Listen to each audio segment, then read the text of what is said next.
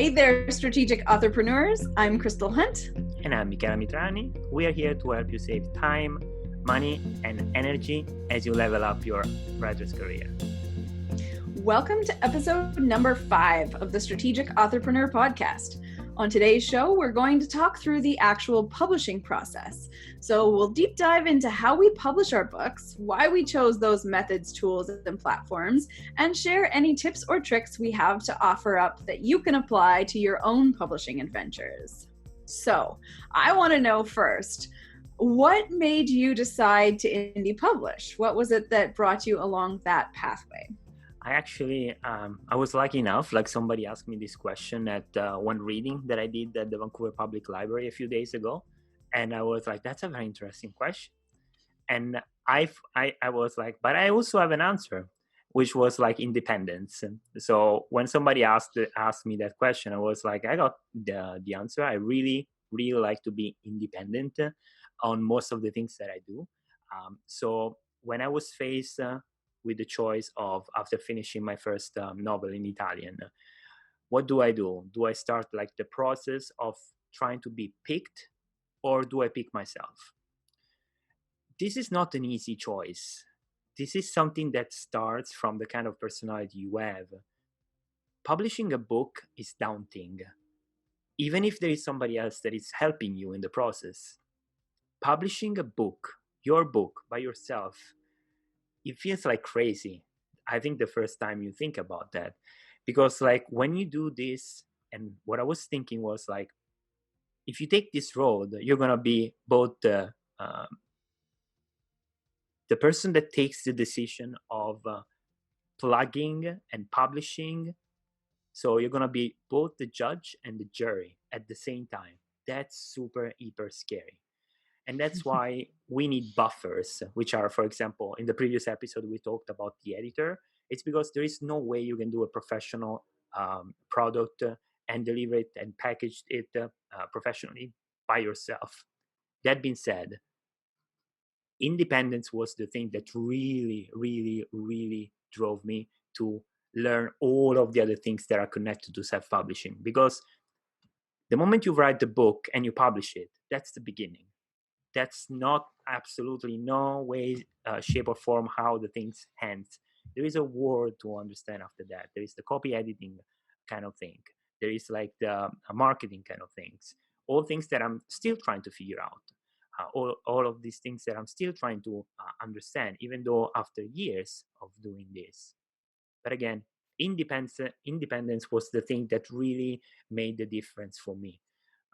I'm sure there is going to be something on the similar side on you, like from what I learned and what I know about your family, but I want to know more specifics.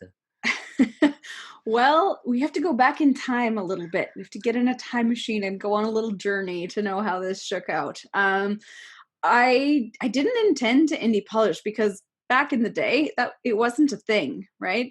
It was not what it is now, that there were so many options and all of these things you could do. But so the story is, I moved home from Ireland and I had just finished a master's degree in health psychology, and nobody knew what the heck a health psychologist was. So there were no jobs that I could be qualified for, because there was, I don't know, maybe 40 of them in the world at that point. And everybody's like, yeah, no, we can hire a social worker or a counselor. Like, these are the options for this job.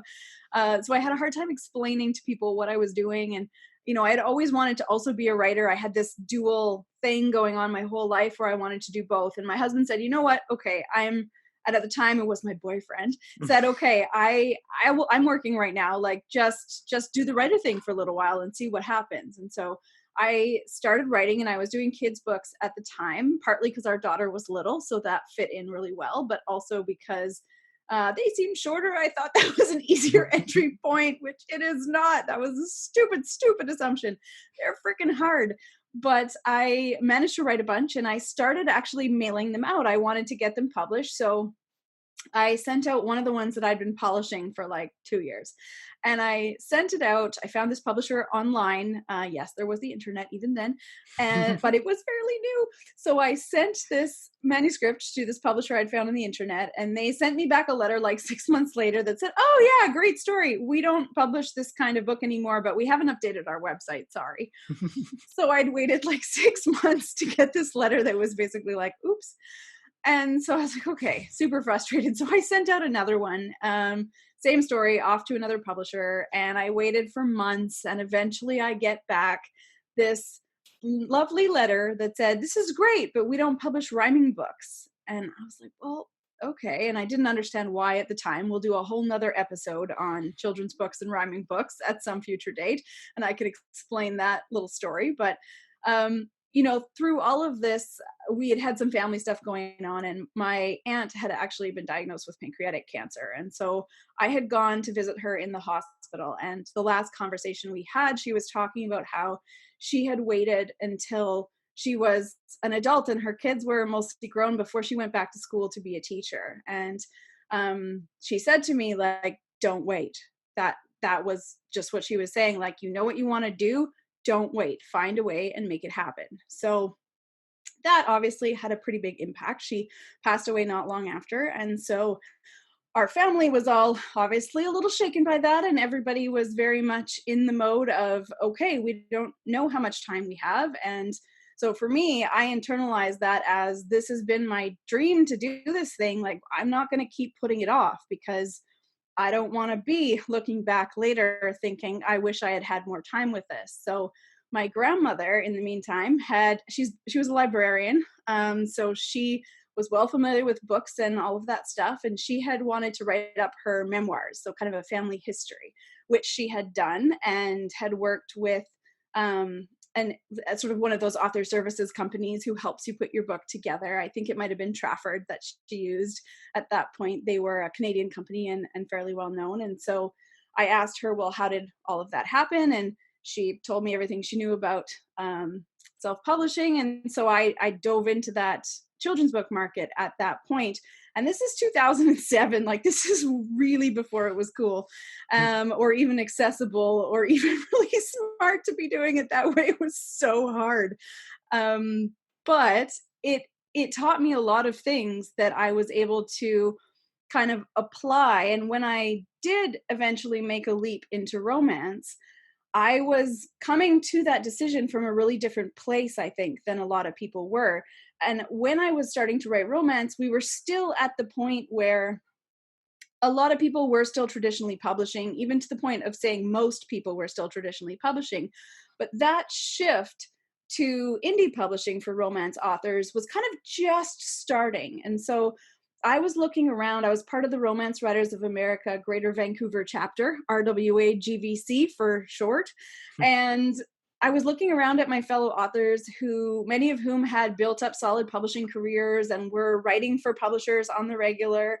And I was looking at their publishing calendars, which were like writing 6 books a year, and they were forever scrambling to hit these deadlines. And I had, by this point, spent a dozen, 15 years, whatever, building up a consulting business as well. And I didn't want to have to walk away from that to hit writing deadlines, or to have somebody else kind of determining what my schedule or my life was going to look like. And so that was one of the big determining factors for me, was I can't let someone else set the publication schedule in my world, because that could break our family. That could break our business. It could do a lot of not great things. And so I didn't want that external pressure.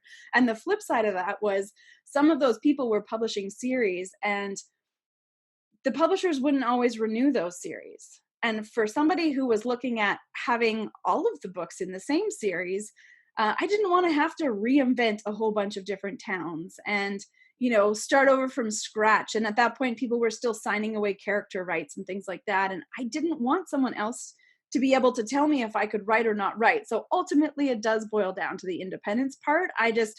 I'm a bit of a control freak, and I don't want someone else being able to make decisions about how my publishing life is going to look. So for me, I'm more than happy to do the extra hard work involved to do it all myself, or to hire the right people to my team to help me do it, and then have the ability to make choices. So So there you you had go.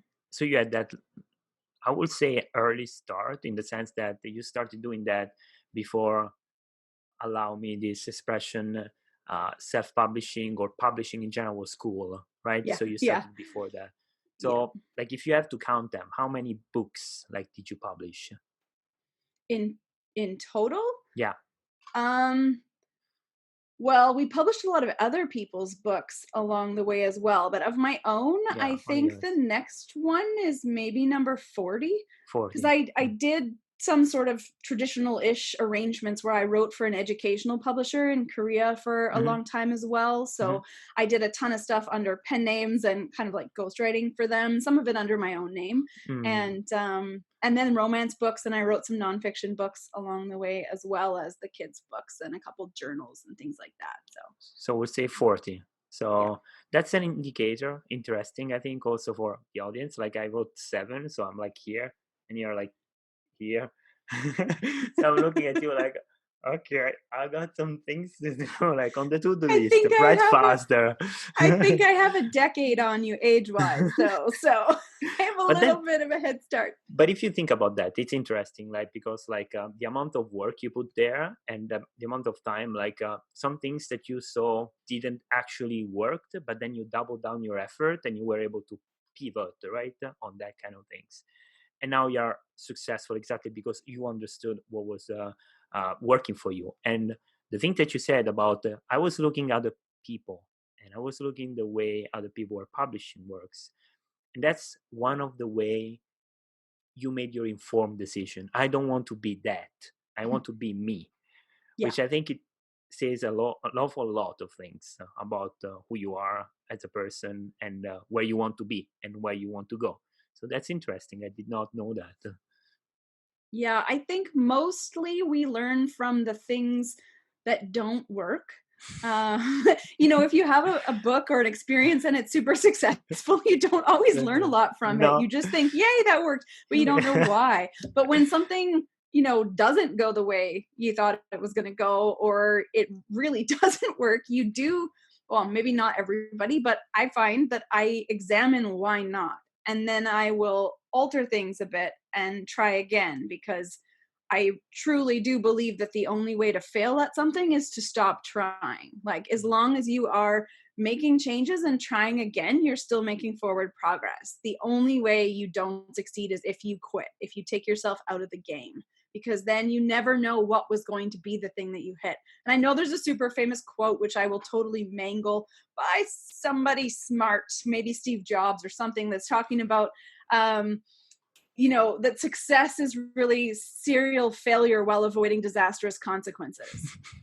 And that's it. It is not succeeding enough times while not completely destroying your life, that you can then kind of learn from each of those and just turn the dial a little bit each time, and course correct a little bit each time. And so I think indie publishing is the perfect illustration of that philosophy, right? It is making smart micro choices, each thing you're doing, tracking your results, checking out what didn't work, and then altering your plan a little bit to go from there. So yeah, I think that that is pretty valuable. And each thing that you learn, kind of rippling that out into the other formats and the other experiments that you do in the publishing space. And I like to think of them as experiments. That helps me mentally.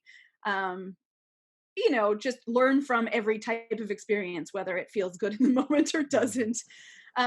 So let's talk for a minute about what kinds of experiments you have done in your publishing career. So what kinds of formats have you tried out, or what kinds of things have you tested in the last while?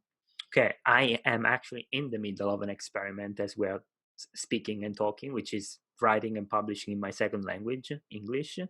And I have a lot to say about this thing. But first, I want to say all the other things that I tried before. I did try several things that did not work. One of the things was I mentioned this in a previous episode about one of my previous work in Italian. was a science fiction book, and it was like a European science fiction, I would say, as a genre. What I did was I just took this book and I translated it into English, and it was just a translation of a book that I did because I wanted to try and see if I can keep writing in Italian while I'm translating books and maybe just publishing them in English. That book tanked and it basically didn't sell any copies. And the reason was because I didn't do my researches. I had no idea what I was doing. What I do know is that I lost, well, I didn't lost. I used 9 months to translate this book by myself, and it was a 90,000 word 90,000 words book from Italian into English. And of course, I had to edit it professionally, so I had to ask the 2 or 3 different editors to see it and correcting. And then I just put it out there and did nothing completely and utterly. That was a big failure, and one I'm not necessarily proud of, but it was one of those stepping stones. The tool that I use, it wasn't a tool, it was more a belief. The English market is way bigger than the Italian. So if you are publishing a book in English, you are going to sell 10 times as much, which it didn't turn to be exactly the case. I sold maybe a tenth of what I was selling in Italy. And again, the reason was I did not do my researches. Tool wise, there are some things and software and things that I use in order to give myself more time for writing. So usually the tools that I use are not necessarily because they are sparkling or it's because they're strictly useful in the sense that they give me more time to write. One of the things that I use is Vellum a lot, and I purchased this actually just a few months ago. Completely different experience that is giving to my day-to-day activity. I will say that I am writing 1 to 2 hours more per day just because I purchased this software. It was a big expenditure for me, and it was something that actually you recommended. And I was like, first time, no, Chris, there is no way I can afford this kind of thing. But then I have to thank you because it's really, really changing the way I write. And it's a formatting thing. So you would think it doesn't have anything to do with writing. It gives me more freedom to write. So it was definitely worth the money. Tools, yeah. I have a quick question. So, are you actually writing right in Vellum? No, I'm not. I write in Scrivener actually, but before Scrivener, I write in a notebook. So Right. I longhand, you say like longhand Yeah. writing, very first draft. Um, because I'm writing very short stories now, so no more than 15, 20,000 words, it fits in maybe 35 to 40 pages, and my notebooks are kind of big, maybe 300, 400 pages. I take that stuff, I type it in Scrivener, then I edit the second draft, I would say. Uh, Vellum, I just use it to basically copy and paste from software like Word, it can be, or Pages, or it can be in Scrivener. And then it's basically something that I use just to package the beautiful thing and then put it out there. But yeah, I use that only for the formatting side. And it's making my product so much more beautiful also, more the experience for the readers is so much better, right? So tool wise, this one changed the way I am writing, even though it's it's a software that just format your book. And is okay, I've got a question there. Yeah, So is it changing the way you're writing because it's freeing up more time for you to write because you don't have to spend it on formatting? Or is it exactly. just like when you get to formatting, it's not going to be a horrific chore? So that lets you Both of like those things. open. Yeah, Okay. both of those things. But the most important is that it's giving me the time. Time is super, super important.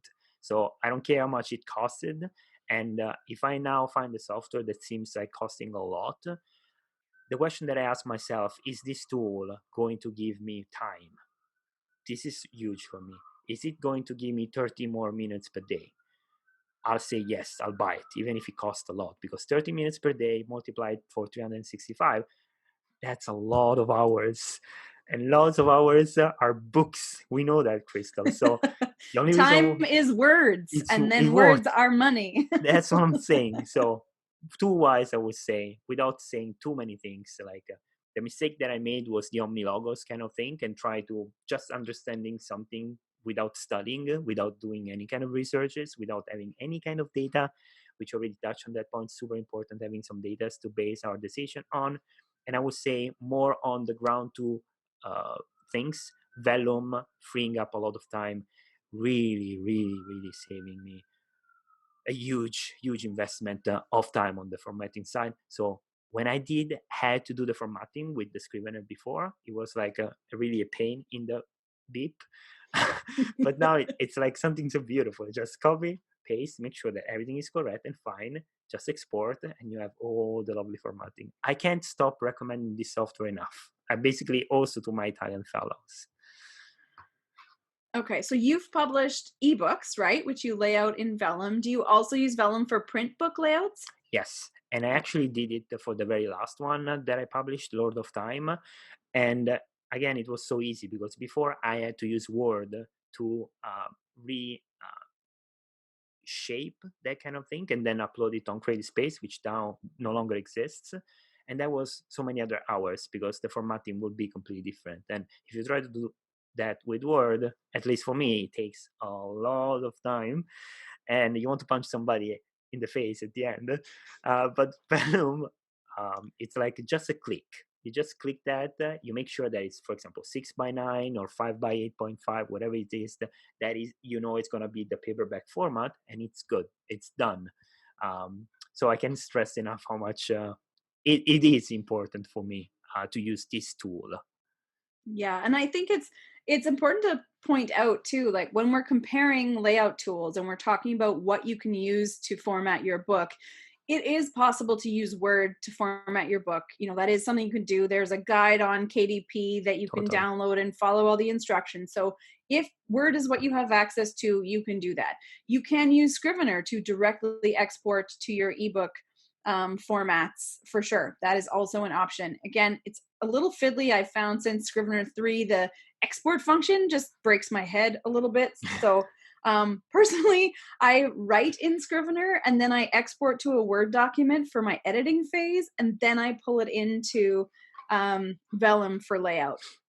And it's important to point out too how layout used to work. And there are a lot of book designers who are still using InDesign to lay out books. Mm. If you have a really graphic heavy book or you want a lot of funky formatting and it's a nonfiction like how to kind of thing and you have lots of fancy sidebar call outs and you want to get really complex with your design, you're not doing that in Vellum. That is not what it's No. made for. But if you are publishing a straight up book with like chapter headings, you can insert images, you can do all kinds of cool stuff. It's just, if this is our scale of possible design uh, things you could do with your book, Vellum can do about this much. And then InDesign can do the rest of that scope. So depending on what you're creating, and it's important to know if you go to someone who is saying, well, I'll do a book layout for you, you can hire me for this service, you need to know which tool they're using, and it's going to drastically impact the cost of your book layout. And it's also going to impact the export options because with Vellum, you set up the same file and you can export in a whole bunch of different ways, but InDesign doesn't work quite the same way. The other thing to be aware of is the cost and the learning curve on InDesign, because speaking as someone who actually, there was no Vellum, there was no anything else, we made our print books in InDesign, and then we actually had to like HTML code the ebooks, which is not cool. It doesn't sound I very have a fun. fantastic screenshot of it's a file directory, and the first one is like ebook for Xbook version 1, and then it's version 2, and then it's like please let this work version 4, and then it's like are you kidding me, this still doesn't work version 9, and there's this list of file things that become mostly exclamation points and swear words by the last one. And now we click a button and it's imported in like 4 seconds, and then we have a book 10 minutes later. So when you're looking at Vellum and you're thinking, oh, it's like $300, that's pretty expensive. We used to pay like $1,200 to a designer to lay out a basic novel. And if you were looking at like a graphic heavy book, you're looking at thousands of dollars in the design phase. and then you can't edit it later, right? But if you have vellum, you can pull it in. It looks professional because it's using templates that other people made, and it really does simplify the actual publication process. And so if you are looking at tools, that's a really good option. If you want something kind of like that, that gets you close to that, but not quite as much freedom, but is free, then Draft to Digital does have a layout tool that will do that for you for free. So, regardless of where you're at in the process, think about that and think about for yourself, like, are you embarking on a career where you're going to publish 20 books in the next 20 years or even 5 books in the next 5 years? Well, if you invest in the software that's going to help you do that easily and pleasantly, then you're not going to delay finishing that book because you really don't want to tackle the publishing part, which is something our subconscious does, right? To protect us from the things we know are coming that we really don't want. So let the procrastinator in you go to sleep. And when the layout phase is actually more a carrot, right? It's more something that we want. Do you know that expression, the carrot and the stick? They're two different types of motivation. If you're a donkey, right, the carrot in front of you will lead you forward, and the stick whacking you from behind is like a different kind of motivation. So we're always looking for carrots. But in this case, I think it does make a huge difference to be able to just build that book file yourself, and then you can make changes to your front matter, your back matter. When Kindle changes which page is the first page people start on, you can just go in and adjust your book files yourself without having to pay somebody else to do it, and you can do it in a moment's notice. You're not having to wait for someone else to help you with that. So I think as far as setting up a smart author business, that's one of the things that you can do to give yourself a really big leap ahead. I would also like to talk about KDP Select. So when we talk about are you wide or are you KDP, this is kind of what we're talking about. So KDP Select is when you give Amazon exclusivity to sell your book. And so there are some perks that come with that, and there are also some disadvantages. Going wide is when you publish in all of the places. So you might do that through Draft to Digital or through Publish Drive or any number, Smashwords. Yeah. Smashwords. Yeah. So those are all places that are like aggregators where you upload your file there and they blast it out to all different sales platforms. Kobo is another place you can upload directly to. So some folks will go wide and others will go KDP Select. So, my Italian friend, what did you choose and why? Again, as you were mentioning, I believe it's something that you have to take a decision, whatever you want to go on a direction or the other. Now, for myself, since I'm starting out um, publishing books in English, I'm taking two different strategies. I want to keep it simple for me to have like all my books and royalties and things that happens on one store, which is also the store where I got the most of my revenue, which is Amazon. So, for example, I decided to give you a real example to publish Lord of Time, which was my latest dark fantasy book, just on KDP Select. And that means that I'm giving this platform all the right of publication of the ebook version. Um, and I took this choice because I didn't want to spread out my resources, especially with my first book, on different venues. I just wanted to have everything at a glance on one store, which is Amazon in this case. But I took a completely different kind of approach. So it's a different kind of strategy with another, I would say, series of stories that I'm releasing now, which is basically my need is the most people possible have to have access to these stories, which by the way are free. And I'm releasing these stories on a monthly basis. So what I decided was I don't need these stories to be exclusive. I don't want to make money out of them because my goal is to understand from feedback what works and what doesn't. So the choice to go wide, so to publish the books both on Kindle Direct Publishing and wide with Draft to Digital, made sense to me because I needed that to happen. I didn't want revenues in this case. I just wanted that book to reach as much people as possible. And for this reason, I transform these stories that are wide and they are free also in kind of reader magnet, if you will, in the sense that there is a message in these stories, which again, in these stories, which are wide, which ask for feedback of people that are reading these stories, and also if they're interested in getting a new short story each month, to subscribe to my mailing list. And I'm seeing the results of this as we are talking. And that's because I took that decision to give access to my story to more people, to the most high number of people. Different kind of choice. So it depends on you. This is something that I did because I wanted to understand different things and to touch different elements. But again, as Crystal was saying before, when you take a decision like going wide, there might be things before that you thought that are completely different with the person that maybe is thinking of publishing also only on Amazon Kindle Select. So if you want to become a USA Today bestseller author, you can't necessarily do that if you're publishing on Kindle Select, because you give exclusivity of your story to Kindle. You can definitely do that if you are wide. So if you're if you're Kobo, Google Play, Barnes and Nobles, there are strategic consideration that you do way before you push that publish button.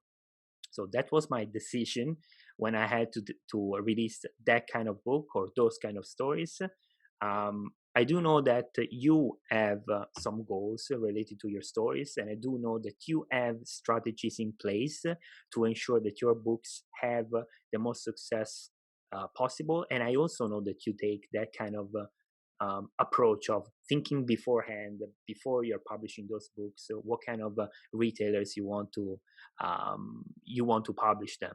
What do you do exactly when you have to take the decision? What goes on in here? Isn't that the question?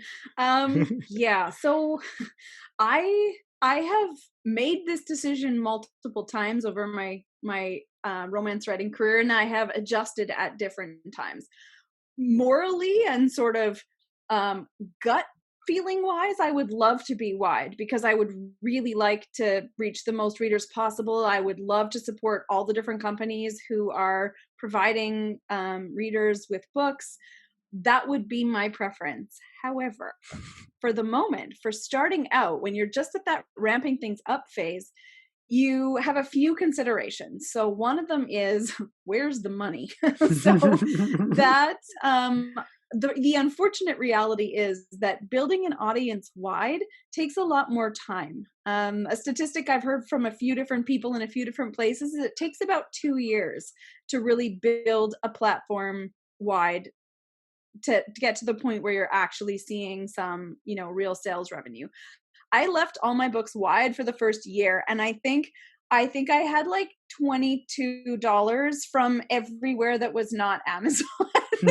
So part of that is on me, because publishing wide requires that you are very actively marketing on all of those different platforms, and I wasn't.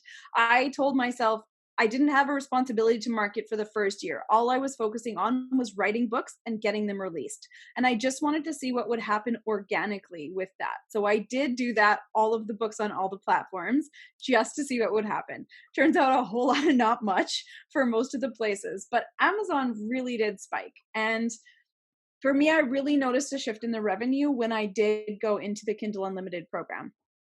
So part of that is because I write in romance. Romance readers are known for devouring books at an alarming rate. They're what we call whale readers for the most part. And, if you just picture a whale swimming around, like swallowing all the krill, that's what they do. The books are krill, and they're just like, toop, toop, toop, toop, toop. So lots of romance readers read enough books that they actually can't even post all their reviews in real time, because Amazon only lets you do so many a day. Which is a thing. So that is a really lucky problem to have. And that is partly why, romance tends to be a nice genre to be publishing in, because readers love the content. They get super attached to your characters. They get drawn right in. But the impact of that economically is most readers can't afford to purchase every book they're going to read, right? So historically, my mom has a lot of sisters, and I have bazillion rough cousins who all read stuff, and there's a lot of the ladies read romance novels, and we swap them all around because you couldn't afford to buy them all for yourself. Well, Kindle Unlimited is basically the equivalent of that, right? These subscription reading services, they let you budget. So, okay, $10 a month, and I can read all the stuff I can read. That's pretty irresistible. So for me, that's where my readers are hanging out. A lot of my readers are in Kindle Unlimited. So for me, it made sense to offer that up as an option, especially with a series where they can burn through everything they want as fast as they want. They get really into it, and then things just kind of take off. Now, that's not to say that all of my revenue or even most of my revenue comes from page reads, because it doesn't, because my books are really short. I write novellas, and because you're paid per page, I actually make way less when somebody reads it in Kindle Unlimited than when they read it in KDP Select. But I find that people who are going to buy it are different people than the ones who will read it in KU. So that's two different pools of readers. And so overall, it really did increase the revenue. And what I wanted in my strategic career building was to be able to get a whole bunch of products out there. And I wanted to be generating revenue, which I could then use to pay for the next book, right? My goal was to see if this could be a self-sustaining kind of a business for me, where, did I make enough with each new release that I could pay for the editing on that book? And was I making enough off of ebook sales to then pay for making an audiobook?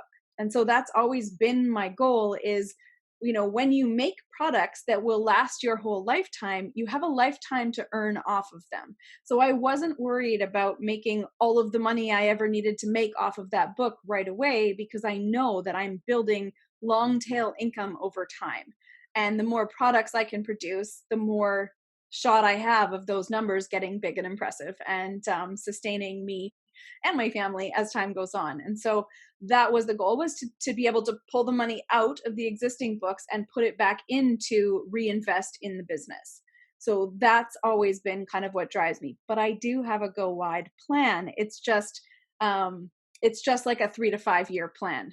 I think you need enough content that you can have stuff in KU and in KDP Select that's generating enough revenue to keep your business going. And then you can transition as you add more products, that maybe not everything is in that same space, and you can add more things in the other platforms and then slowly build up your readership there, but in a way that's sustainable, because it's not taking all of your existing revenue and shifting it out into the wide platforms. So I think just buying yourself the freedom to really, both in time and energy and money, you buy yourself the freedom to really invest in going wide properly, which I did not do last time. I just threw them up there and then was like, meh, nothing happened. Okay, I guess that didn't work. I know it will work, but it does need the same level of effort that everything else does in this publishing game. So if there was something that you wouldn't do necessarily in the past, would be that, like that you said, to go back and just releasing it wide as they were, or it would be something different that you change, if there is something that you wanted to change of the process you were talking about?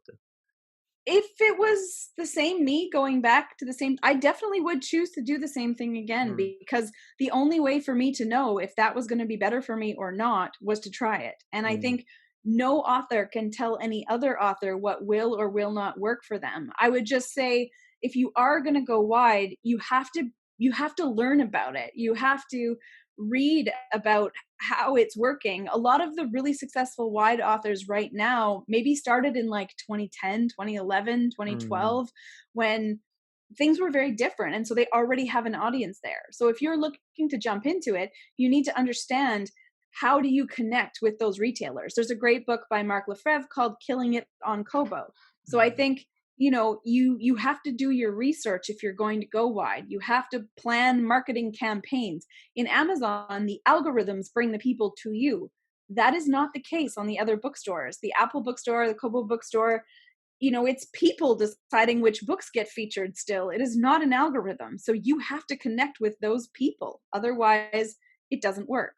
And so it's really important to understand the undercurrents and the patterns in the market you're looking to sell into. Even the way that new releases are featured, Like, you've got to notify them months ahead if your book is coming out. If you want to be a featured new release, there's the whole process that you go through to do that. And marketing campaigns that you plan are done months ahead. So it's very different than, the way things work on Amazon. And so you can't apply the same rules and the same behaviors to both of those different markets and expect it to work, because it won't, right? You've got to specialize and you've got to learn the peculiarities of each of those markets and then make that work for you. Makes sense, totally, 100%. Interesting that you would say I wouldn't change necessarily anything because I've learned from what I did, and now I know that I'm at the place I want to be. Yeah, and I mean, okay, I guess I would have changed one thing.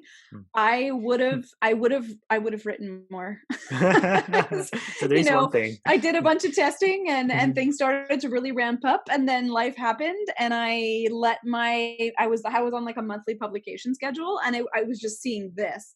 And Mm. then yeah, life happened. And then I didn't write so much the following year, and I definitely saw that reflected in the royalties I was getting, which is an excellent experiment and an excellent data collection tool. I have a really nice graph to show y'all. We're just going to wait till it goes back up again.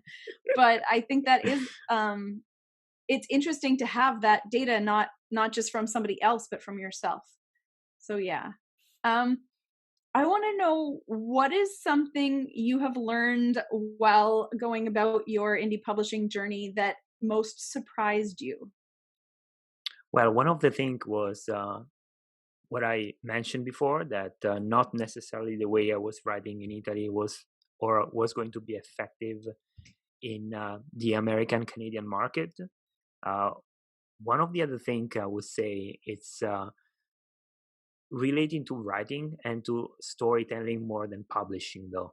But I would say like it's still relating, because like when you write something, then you have to publish it, and you have to really make sure you connect the dots. You say that, like, connects the dot like in a meaningful way. Yeah. So uh, one of the things that I would say are surprising, at least they are for me, about the experience of my experience of uh, publishing a book independently, is the amount of information you can learn outside, and the amount of mistakes you can avoid making if you just ask people that are already been there. And this is something that I completely ignored for like a long time, because, and this is, I guess it's like me being very personal and like opening up. But for some time, especially when I was in my first small Italian pond, I thought I had everything figured out, which was not completely the case. And when I stepped into the bigger, more complex um, American Canadian market, I was like, I completely don't know anything about how things work. I don't understand what works and what doesn't. So, what are you gonna do? Are you going to admit that you don't know stuff, or you're just going to be coasting and then fading away? That was why in 2019, I can honestly say, is the year I really started to connecting with people. And the very beginning of my indie publishing process started from there, because it was the moment I allow myself to say, I don't know this, but I know so many people around me that have the answer to my question. Let's ask them. Let's see how this goes. Let's not be that kind of person that just close himself, like doesn't look at things that are happening and they are bad on the writing or publishing side. This is exactly the reason why it might mean nothing, but it's important for me that I, for example, purchase something like Masterclass, which is giving me insight. And I said this before, on how other writers write, which is super hyper huge, because getting to sit with Neil Gaiman, Dan Brown, Margaret Atwood, and really they're sharing the way they go into this process, it's helping me understanding I don't know anything at all. So there was a very famous philosopher in the Greece that said like, I know I don't know anything, and I think this is the state I'm in. And I think this is what made me realize that if there were one thing I would change or try to do better, was like do this kind of consideration way before, and just open up and just ask help, and do not try to invent the wheel when it's already been there all the time in front of your eyes. Yeah, I think for me, what I found most surprising was probably how quickly the practical side is getting easier. Um, because the developments in the technology and the tools available and everything else are just increasing at an exponential rate in terms of um yeah, I mean, how many hours? It used to be like an entire week plus of laying out a book. Like the actual publishing part has compressed right down into a little bitty section. Preparing to publish, writing the book, those are all giant categories. Promoting the book lasts forever and ever. But that actual publishing part, where that used to be this huge thing with all of these barriers, you know, we really can get, if you've got a finished book and you need like layouts and ISBNs and publication, like that can happen in a week. It's crazy. So I think that is really exciting because it frees us up our energy to work on the creative part and polishing our product so it's perfect and connecting with our readers on the other side of the finished book. Because I think for most of us, no matter how business minded you are or how fun you think learning new tech is, I know I'm among a small number of people who think that that is super fun in my writing groups. I love it. Not everyone does. I get that. But I think, you know, not having that as a huge barrier in the same way anymore really does open things up. So I think that, to me, I'm constantly surprised by the speed of change in the industry. And so as long as you can look at it through the eyes of the opportunities it's presenting you, then that's a way to not hate the change. Because I think a lot of people get really upset that a button is not where it was when they last logged into their account and the name on something has changed. But I think we're creative people. We can imagine what else that publish button would be called or what else that function could do if we just let ourselves get past the fear and do that. So I think that's an interesting thing to look at, is just, yeah, our brave selves in the way that we navigate with technology. I've heard the noise. That's You've a heard the dangerous noise. one. Yeah, I It's a know, right? It's like dangerous one. It's when the you're a moment. kid and the cookie jar I was lid is you- rattling. Yeah, and you get totally busted by your mom. Okay, so it is time for the curious jar to make an appearance, and clinkety lid comes off. I'm gonna rustle my hand around until you say stop. Keep going, keep going, keep going, and stop now. Okay. Orange one.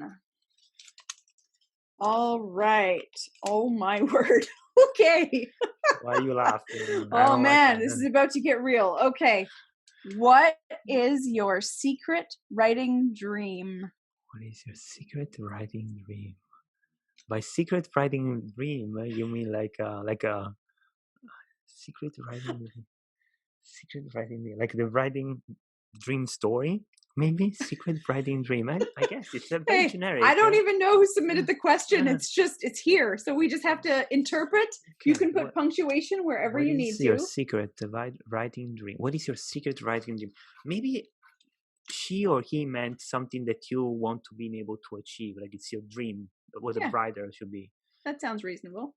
Okay, I would say I got this. I got the answer to this question. And I think this will sound very bad though. Okay, I'm just gonna say it. Okay? Just say it. Just spit it out. And remember, it's okay to be big. Okay. My goal would be, she or he call it dream, I'm gonna call it goal, as a storyteller, as a writer, is this: I want you to be thinking of my stories the moment before you die. And this is just something that came out. I've been thinking about that, at my why, if you want, of why I write stories. And it's just, I think, because I believe like books and words have the power to change words and to change lives. And so I just came up probably with this like sentence now. I want my stories to be the last thing you think before you die, because like they really made an impact on you. I know of people that became astronauts because of Star Trek, or the way Gene Roddenberry envisioned this world of possibilities, for example. And I'm a tracker. That's why I'm using that example. But yeah, I want to do something similar.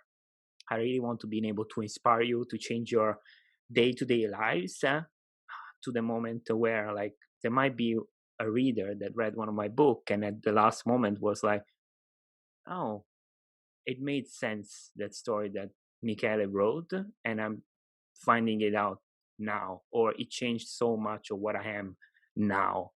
So I would say that's my goal, dream, whatever you want to call it, change or shift in a good way the life of somebody that much that is something that is thinking in the last moment of his life or her life.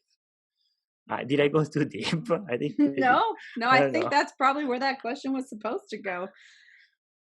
One of the things that came up I was at a productivity kind of conference on the weekend, and one of the things that came up was, not being afraid to be big, to put yourself out there. You have to aim high. You have to live large. You have to be the biggest, brightest, shiniest version of yourself in order to kind of reach people that way. And you have to be vulnerable. You have to crack yourself open and say, yep, here's what's in my guts and my brain, and this is what I would like to be and what I want. It's scary to say stuff like that. For me, I think my secret writing dream is I want to have a Netflix Virgin River series for River's End. I am all over that. I think they did a great job with Robin Carr's Virgin River series, and I burned through that first season on Netflix in one night, and I want that.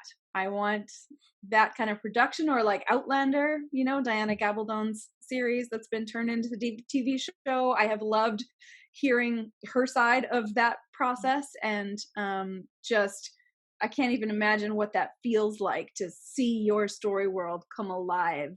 So yes, that is my secret writing dream, is to have a TV series or some kind of cinematic type deal for my town.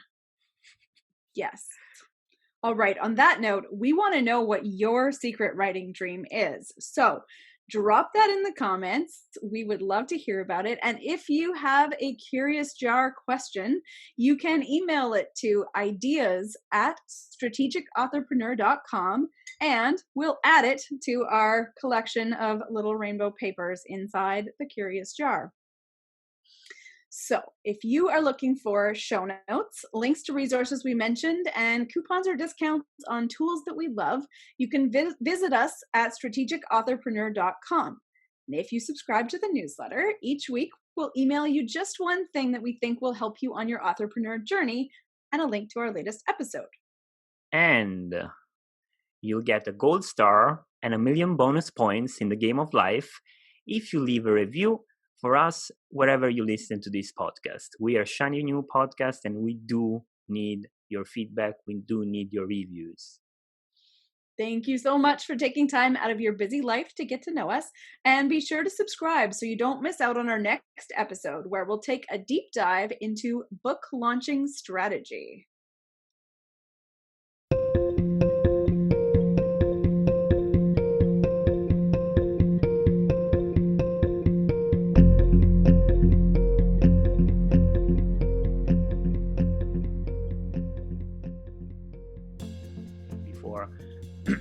I don't have a cat. What? You don't have a cat? Why is that? They make my eyes go red and my whole body be itchy, and then I have to claw my skin off. It's not good. So don't die, okay? Don't die, please. We need you. Okay. Okay, I would say I stop there. I broke the ice. Now it's your turn. Okay.